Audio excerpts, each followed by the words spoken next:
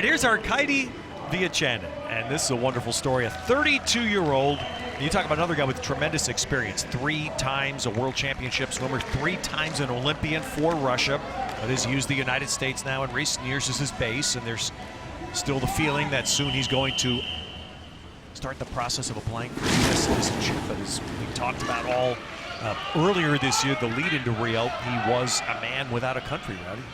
It's really a sad situation because he's a very honorable guy, has done so much for animal rights.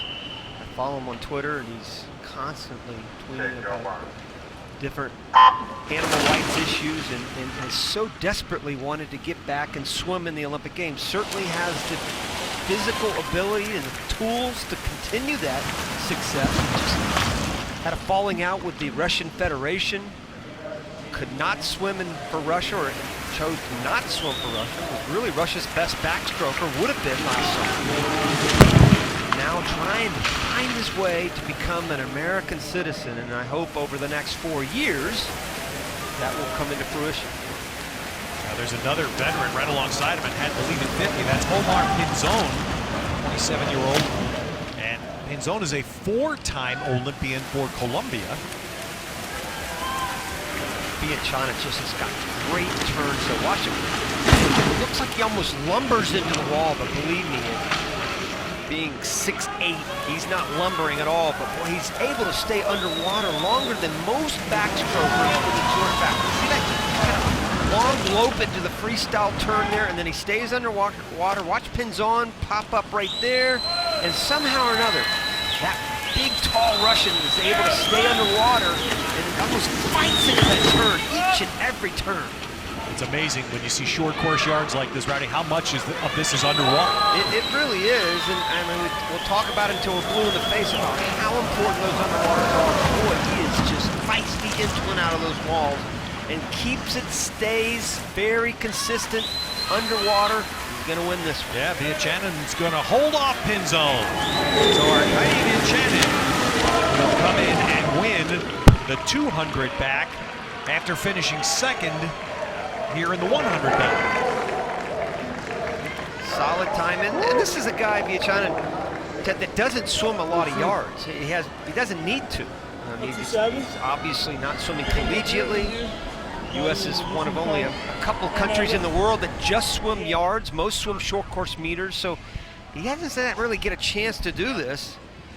His best time's 1:37. You see him with the red cap, but he's got that big, giant dolphin kick.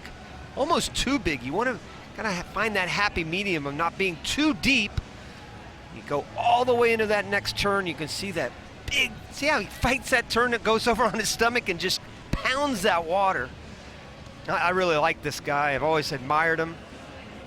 A lot of people call him the gentle giant, but again, this great finish you have here at the end. Long stroke at 6'8". You know he's going to have a long finish. Great swim there by Arkady Viachanin. Yeah. 2-time Olympic bronze medalist, and you see he wears a cap representing the New York Athletic Club. Right. And clearly looking in his position to support any place he can. As you see the other finishers, Pinzon second, and Bob Glover from Indiana University finished third. 1:40.12. That's almost 3 seconds faster than his prelim swim. Got him this championship, and he's with Trinity. No, you do not have to duck. You're okay. We can shoot upwards. But speaking of your height, Rowdy was talking about how important those underwater turns are in the backstroke. How much do you need to work on that, particularly because of your size and your height, and how key is that in a race like this? Well, the turns itself, they're always kind of a little problem for me. So I'm constantly trying to make it better, because my body is very long and my legs are really long, so I'm making an extra effort to make myself smaller in the turn.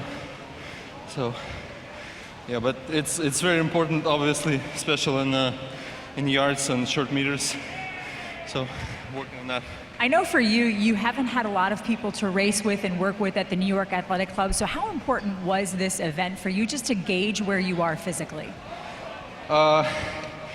It's obviously not the top meet I'm thinking about right now, but it's good to be back and good to race in yards again. Feel some speed and again work on little things for me. So I'm happy to be here. How much longer will we get to watch you swim in a competitive environment?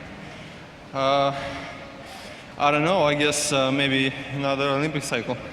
Yeah. It'd be great to see it. Thanks so much, guys. Back to you. Like hearing that. Because I do too. It's the start of a cycle. 4 more years. He'd be 36 by Tokyo. Why not? I like that attitude. Arkady Viachanin, winner of the 200 back.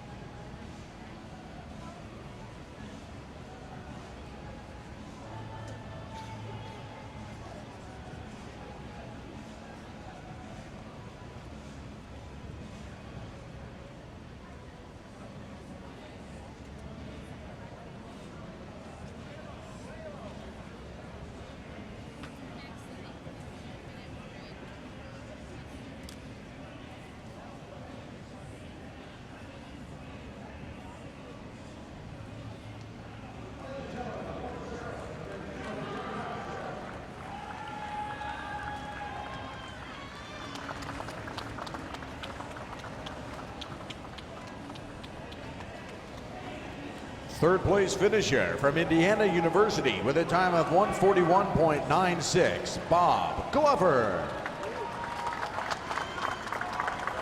In second place from Fast Swim Team, 1:41.27 for Omar Pinzon. 2016 AT&T Winter National Champion in the men's 200-yard backstroke for the New York Athletic Club, winning in a time of 1:40.12, Arkady Viachanin.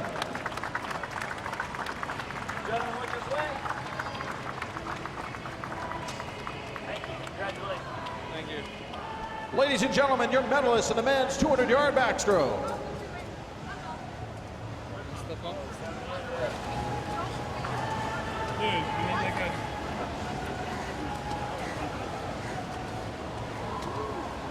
too short for this guy. Let's see. You guys start or something?